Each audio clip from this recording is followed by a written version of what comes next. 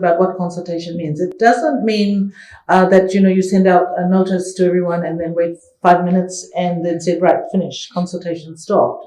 It's really literally going out to the community and really listening to the community. I think the art of listening is something that's actually not present and that I can see very much. So listening to the community, and Parliament doesn't necessarily represent all the community voices either. And there is a lot of, I'm sorry to say this, I'm a woman, so I guess I can say it.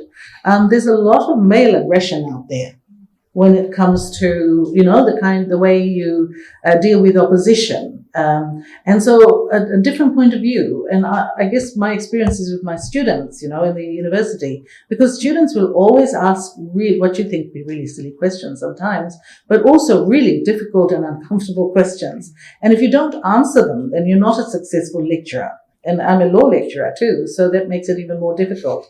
So I think that people who have the capacity to really understand society are the ones that are not going to be threatened by questions that people ask. And I find there's a lot of not just aggression, but also a lot of defensive behavior when it comes to getting questions from people. So what people do is that either they stop asking those questions, because they said, oh, where is it going to go? Or they're too scared to ask questions because they're going to be told off in front of everybody else and it's embarrassing.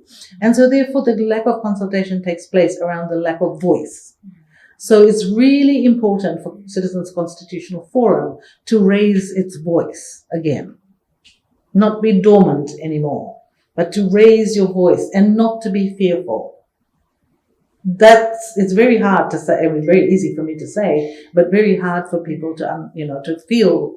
I mean, it's been 10 years, and I know that a lot of people in this room would have been in primary school at the time, all of these kerfuffle, the different coups and whatnot took place.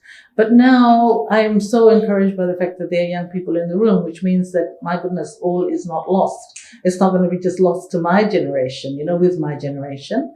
And those who are retired and moved on, are being looked after by their grandchildren.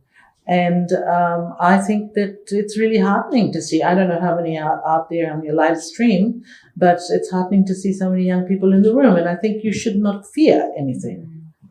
Don't be fearful. It's not the time to be fearful. It's our country as much as anybody else's.